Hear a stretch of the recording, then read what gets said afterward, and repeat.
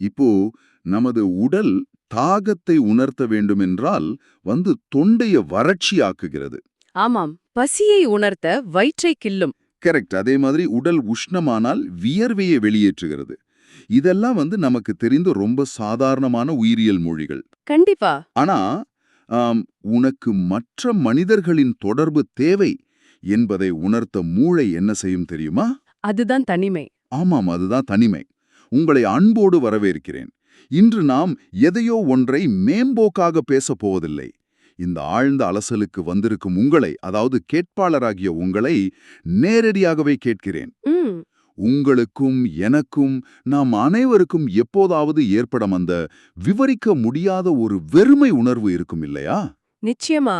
எல்லாமே இருந்தும் ஏதோ ஒன்று இல்லாமல் நெஞ்ச அடைக்கிற மாதிரி ஒரு ஃபீலிங். அதுதான்.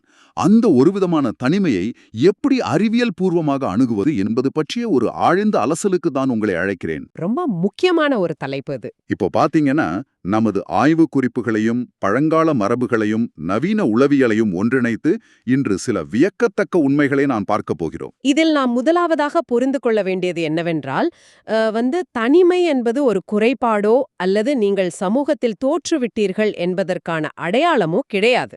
ஓஹோ, அப்படி இல்லையா? கண்டிப்பா இல்ல. பல்லாயிரம் ஆண்டுகளுக்கு முன்பு மனிதர்கள் சிறு சிறு கூட்டங்களாக வாழ்ந்த காலத்தில் கூட்டத்திலிருந்து ஒருவன் பனியாக பிரிந்தால் அவனுக்கு மரணம் நிச்சயம்.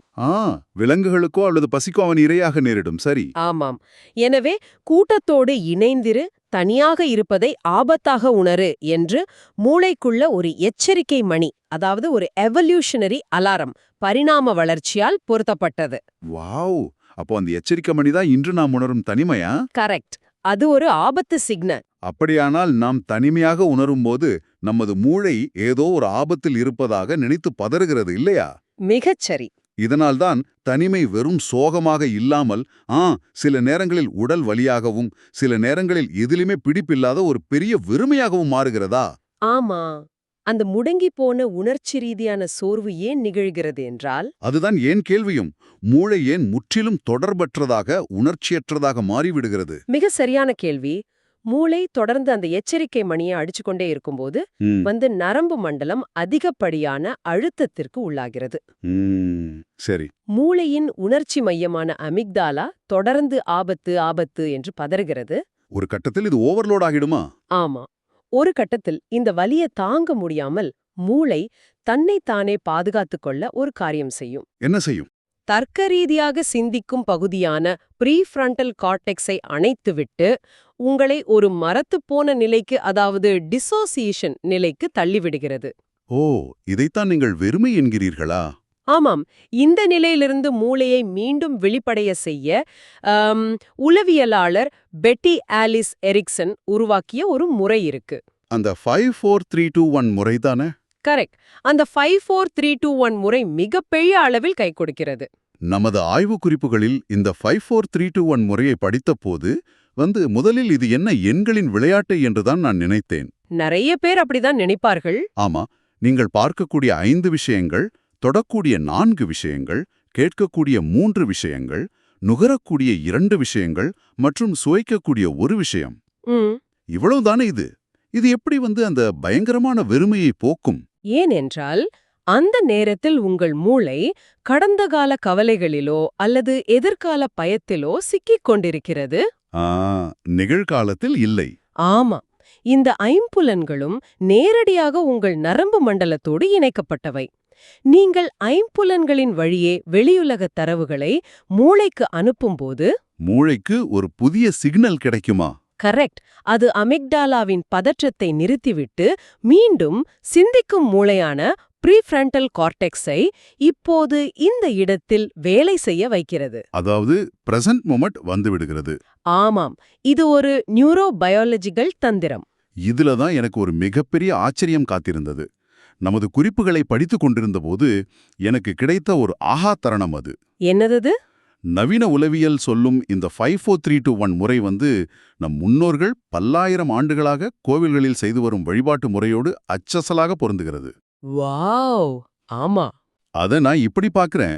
நீங்கள் ஒரு பழமையான கோவிலுக்குள் நுழைகிறீர்கள். முதலில் என்ன செய்வோம்? குளிர்ந்த கற்சிலையான தரையில் 2 கைகளையும் வைத்து வணங்குவோம். இது தொடு உணர்வு. கரெக்ட். டச். பிறகு இருட்டறையில் பிரகாசமாக எரியும் தீபோலியை பார்க்கிறோம். இது பார்த்தல். ஆமா. அடுத்து ஒரு பெரிய வெண்கல மணியோசையை கேட்கிறோம். அந்த அதிர்வு உடல் வரை பரவும். இது கேட்டல். சரி.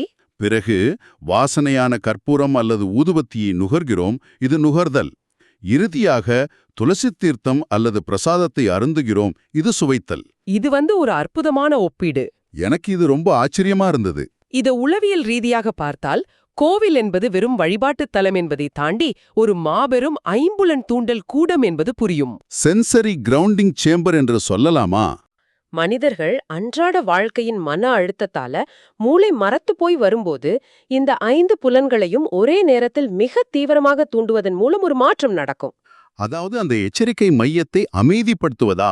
ஆமாம், மூளையின் எச்சரிக்கை மையத்தை அமைதிப்படுத்தி அவர்களை முழுமையாக நிகழ்காலத்திற்கு கொண்டு வரும் ஒரு அறிவியல் பூர்வமான வடிவமைப்பு அது. ஆனால் ஒரு நடைமுறை சிக்கல் இருக்கிறது. என்ன சிக்கல்? நாம் அனைவரும் தினமும் கோவிலுக்கு சென்று இந்த ஐம்புலன் தூண்டலை பெற முடிவதில்லை இல்லையா? இரவு 11 மணிக்கு ஒரு தனிமையான அறையில் அமர்ந்திருக்கும் போது என் மூளை என்னை வெறுமைக்குள் தள்ளுகிறது என்றால். ஆமாம், அப்படி இருக்கும்போது இந்த நிகழ்கால இருப்பை நான் வீட்டில் இருந்தபடியே எப்படி தூண்டுவது? அதற்காகத்தான் இந்த ஐம்புலன் தியான பயிற்சி.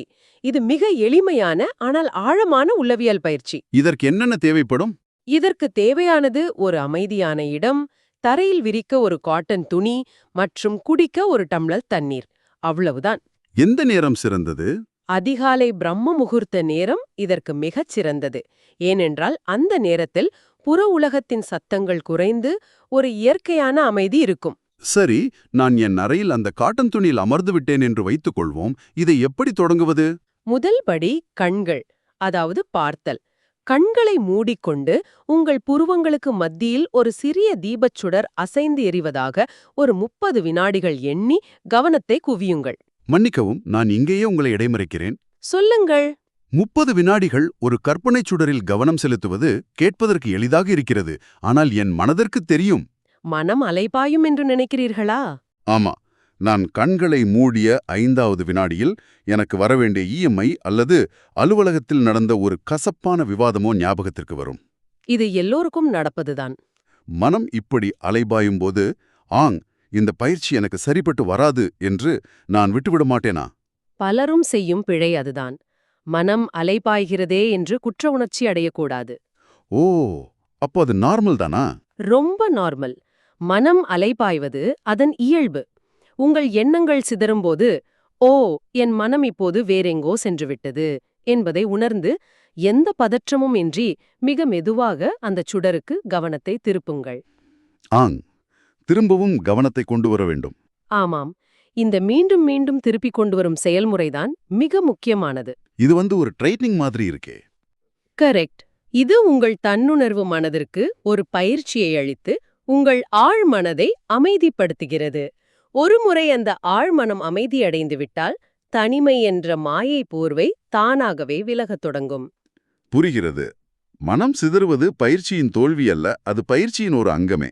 மிக சரியாக சொன்னீர்கள். சரி, அடுத்த படிகள் என்ன? 2வது படி காதுகள், அதாவது கேட்டல். கண்களை திறக்காமல் சுற்றியுள்ள ஒலிகளை மட்டும் ஒரு 30 வினாடிகள் கவனியுங்கள். பாட்டு ஏதாவது கேட்கலாமா? இல்லை, இது நீங்கள் கேட்கும் இசையாக இருக்கக்கூடாது. இயற்கையான ஒலிகள், தூரத்தில் ஒரு நாய் குரைக்கும் சத்தம் அல்லது உங்கள் அறையில் ஓடும் மின்விசிறியின் சத்தம். அதை வெறுமனே கவனியுங்கள். சரி, அடுத்து 3வது படி. 3வது படி மூக்கு நுகர்தல். உங்கள் சுவாசத்தின் தன்மையையோ அல்லது அருகில் ஏற்றி வைத்துள்ள ஊதுபத்தியின் மெல்லிய வாசனையையோ 30 வினாடிகள் கவனியுங்கள். ஓகே, அடுத்து 4வது.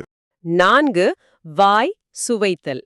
உங்கள் நாக்கின் நுனியை மேல் அன்னத்தில் ஒட்டுவது போல் வைத்து ஒரு சில வினாடிகள் நிறுத்துங்கள்.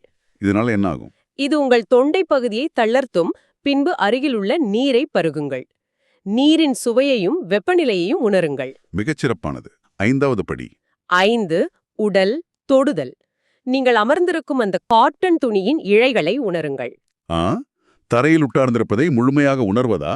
ஆமாம், உங்கள் முழு உடம்பும் தரையில் எப்படி அழுத்துகிறது, புவியீர்ப்பு விசை உங்களை எப்படி தாங்கி பிடித்திருக்கிறது என்பதை ஒரு 30 வினாடிகள் கவனியுங்கள். இது ஒரு முழுமையான கிரவுண்டிங். கரெக்ட். இந்த 5 படிகளும் உங்கள் நரம்பு மண்டலத்தை முழுமையாக ரீசெட் செய்துவிடும். இந்த புவியீர்ப்பு விசையை உணர்வது என்பது ஒரு நிலையான உறுதியான பிடிப்பை மூளைக்கு கொடுக்கிறது இல்லையா? ஆமா, ஒரு ஆங்கர் மாதிரி. சரி, ஆனால் இதில் இன்னொரு முகமும் இருக்கிறது. சில நேரங்களில் தியானம் செய்ய வேண்டும், மூச்சை கவனிக்க வேண்டும் என்ற எண்ணத்தை கூட செயல்படுத்த முடியாத அளவுக்கு மனம் அசாத்திய சோர்வில் இருக்கும். பராலிசிஸ் ஸ்டேட் என்று சொல்வார்கள். ஆமாம், எதை செய்யவும் உடல் ஒத்துழைக்காது. அப்படிப்பட்ட ஒரு உச்சக்கட்ட வெறுமையில் இருப்பவர்களுக்கு இந்த தியான படிநிலைகள் வேலை செய்யாதே. அவர்கள் நரம்பு மண்டலத்தை எப்படி நேரடியாக தட்டி எழுப்புவது? அது ரொம்ப நியாயமான ஒரு வாதம். இதற்கு முன்பு நான் இதை கணினி ஹேங் ஆகிவிட்டால் ரீஸ்டார்ட் செய்வது போல என்று நினைத்திருந்தேன். ஆனால் அது மிக தவறான உதாரணம் என்பதை இப்போது எனக்கு புரிகிறது. பின் எப்படி நினைக்கிறீர்கள்? இது உங்கள் வீட்டின் மின்சார சர்க்யூட் பிரேக்கர் ட்ரிப் ஆவது போன்றது. அதை எப்படி பிசிக்கலாக ஆன் செய்வது?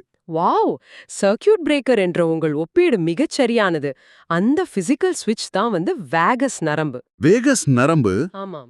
மனம் முடங்கி போயிருக்கும் போது சிந்தனையால் சிந்தனையை வெல்ல முடியாது. உடலால் தான் அதை உடைக்க வேண்டும். அப்போ உடல் அளவில் என்ன செய்ய வேண்டும்? அதற்கு சிறந்த வழி உங்கள் முகத்தில் மிக குளிர்ந்த நீரை தெளித்துக் கொள்வது அல்லது ஒரு ஐஸ் கட்டியை கையில் பிடித்துக் கொள்வது. குளிர்ந்த நீர் தெளிப்பது எப்படி அந்த சர்க்யூட் பிரேக்கரை ஆன் செய்யும்? அது ஒரு பெரிய ஷாக் கொடுக்கும். இது ஏதோ ஒரு சாதாரண விழிப்புணர்வுக்கான செயல் மட்டும்தானா, அல்லது இதற்கு பின்னால் ஏதேனும் உயிரியல் காரணம் இருக்கிறதா? இதற்கு பின்னால் ஒரு மிக வலுவான உயிரியல் காரணம் இருக்கிறது.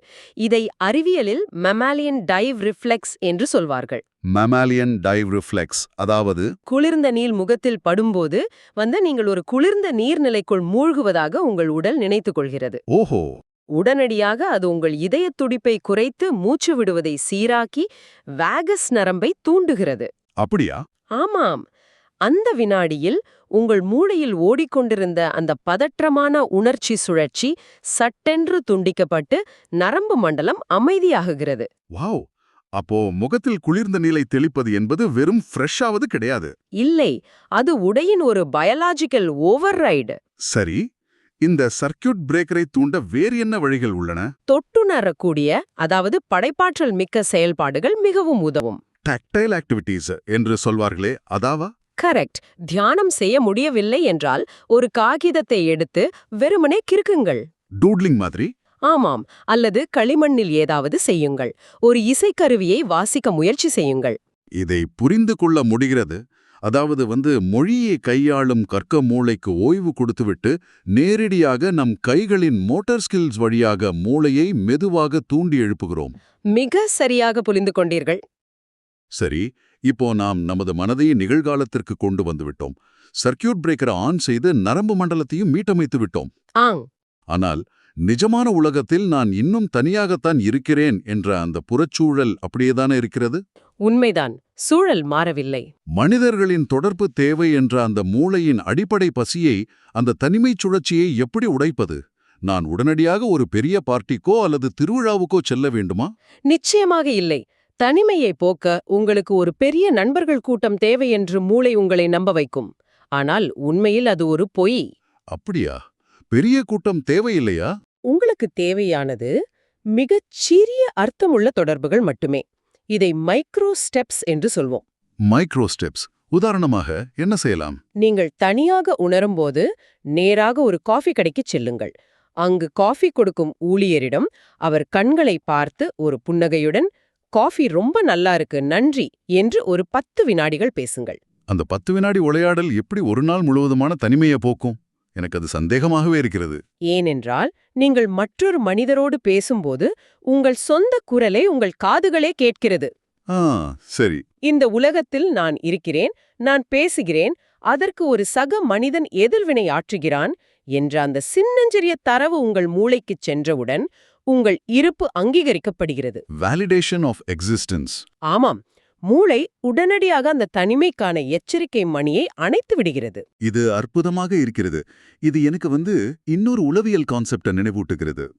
என்ன கான்செப்ட்? இதை இணை செயல்பாடு அல்லது பேரலல் பிளே என்று சொல்வார்கள். ஓ ஆமாம், பேரலல் பிளே. அதாவது நாம் மற்றவர்களோடு தீவிரமாக பேச வேண்டும் என்ற எந்த ஒரு சமூக அழுத்தமும் இல்லாமல் வெறுமனே அவர்கள் இருக்கும் ஒரு பொது இடத்தில் நாமும் இருப்பது. கண்டிப்பா, அது ரொம்ப ரிலாக்ஸிங்கா இருக்கும். உதாரணமாக ஒரு நூலகம், காஃபி கடை அல்லது ஒரு பூங்காவிற்கு சென்று அங்குள்ள ஒரு ஓரத்தில் அமர்ந்து நாம் பாட்டுக்கு ஒரு புத்தகம் படிப்பது. இதை நான் பலமுறை உணர்ந்திருக்கிறேன். நீங்க ஃபீல் பண்ணிருக்கீங்களா? ஆமாம், யாருடனும் நான் பேச மாட்டேன். ஆனால் சுற்றிலும் மனிதர்கள் நடமாடிக் கொண்டிருப்பார்கள். அவர்கள் தங்களுக்குள் பேசிக் கொள்வார்கள். இந்த சூழல் என் நரம்பு மண்டலத்திற்கு ஒரு விசித்திரமான அமைதியை தரும். இது ஏன் நிகழ்கிறது? இதை ஹர்ட் மென்டாலிட்டி என்று சொல்லலாம். ஒரு கூட்டத்தோட இருக்கிறோம் என்ற உணர்வு. கரெக்ட். யாருடனும் பேசி பழகி உங்களை நிரூபிக்க வேண்டிய எந்த பதற்றமும் மூளைக்கு அங்கே இல்லை.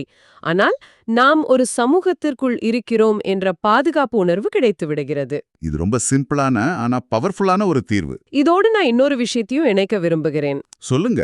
உங்கள் கவனத்தை நான் தனியாக இருக்கிறேனே என்ற உங்களை நோக்கிய பார்வையிலிருந்து வெளி உலகத்தை நோக்கி திருப்புவது மிகச்சிறந்த வழி. அதெப்படி செய்வது? ஒரு சமூக மையத்திலோ விலங்குகள் காப்பகத்திலோ ஏதேனும் ஒரு தன்னார்வ பணியில், அதாவது வாலண்டியரிங், ஈடுபடும்போது நீங்கள் வேறொரு உயிரின் தேவைக்காக பணிபுரிகிறீர்கள். ஓஹோ, நம்ம கவலையை மறந்து மத்தவங்களுக்காக உழைப்பது. ஆமாம்.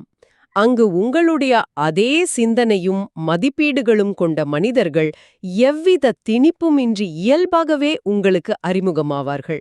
இது மிகவும் ஆழமான பிணைப்புகளை உருவாக்கும். ஆக, தனிமை என்பது ஒரு நோய் அல்ல, அது நமது மூளை நமக்களிக்கும் ஒரு அழைப்பு. மிக சரியான சுருக்கம். இன்று நாம் அந்த அழைப்பை எப்படி எதிர்கொள்வது என்று விரிவாக பார்த்திருக்கிறோம். உணர்ச்சி ரீதியாக சோர்வடையும் போது எப்படி நம் பழங்கால கோவில் மரபுகளை பிரதிபலிக்கும் 5-4-3-2-1 முறையை பயன்படுத்தி ஐம்புலன்களையும் நிகழ்காலத்திற்கு இழுத்து வருவது என்று பார்த்தோம். ஆமாம், நரம்பு மண்டலம் முடங்கி போகும்போது வந்த முகத்தில் குளிர்ந்த நீர் தெளிப்பதன் மூலம் வேகஸ் நரம்பை எப்படி ஒரு சர்க்யூட் பிரேக்கர் போல மீட்டமைப்பது என்பதையும் புரிந்து கொண்டோம். கண்டிப்பா. எல்லாவற்றுக்கும் மேலாக தனிமையை போக்க ஒரு பெரிய கூட்டம் தேவையில்லை. ஒரு காஃபி கடை ஊழியரிடம் பேசும் 10 வினாடி உரையாடலோ அல்லது மனிதர்கள் நடமாடும் இடத்தில் அமைதியாக அமர்ந்திருக்கும் பேரலல் பிளேவோ போதுமானது என்பதை தெரிந்து கொண்டோம். உண்மைதான். நீங்கள் அடுத்த முறை அந்த விவரிக்க முடியாத தனிமையையோ அல்லது வெறுமையையோ உணரும்போது இதில் ஏதேனும் ஒரு சிறிய படியை முயன்று பாருங்கள். அது நிச்சயமாக உங்கள் மூளையின் மொழியை மாற்றி எழுதும். இந்த அலசலை முடிப்பதற்கு முன் நான் ஒரு முக்கியமான கேள்வியை உங்கள் சிந்தனைக்கு விட்டுச் செல்ல விரும்புகிறேன். அது என்ன கேள்வி? நிகழ்ச்சியின் தொடக்கத்தில் தனிமை என்பது மற்ற மனிதர்களோடு இணைய வேண்டும் என்று மூளை அடிக்கும் ஒரு பரிணாம எச்சரிக்கை மணி என்று நான் கூறியிருந்தேன். அது ஒரு அலாரம். ஆமாம், சொல்லியிருந்தீர்கள். ஆனால் அந்த அலாரம் அடிக்கும் போதெல்லாம் நாம் என்ன செய்கிறோம்? உண்மையாகவே மற்ற மனிதர்களோடு இணைவதற்கு பதிலாக உடனடியாக நமது செல்போனை எடுத்து சோஷியல் மீடியாவை நோண்டிக்கொண்டே இருக்கிறோம். உண்மைதான். திரையில தெரியும் முகங்களை பார்த்து மூளையை ஏமாற்றுகிறோம் இல்லையா? கரெக்ட். அப்படி செய்வதன் மூலம் மூளை கொடுக்கும் அந்த எச்சரிக்கை மணியை நம் தினமும் பலமுறை ஸ்னூஸ் செய்து கொண்டே இருக்கிறோமா? வாவ், அது ஒரு ஆழமான கேள்வி. பல ஆயிரம் பேருக்கு நடுவில் ஒரு டிஜிட்டல் கூட்டத்தில் நாம் இருந்தாலும் நாம் ஏன் நாளுக்கு நாள் இன்னும் தீவிரமான தனிமையையே உணர்கிறோம் என்பதற்கு இதுதான் உண்மையான காரணமா? யோசித்து பாருங்கள்.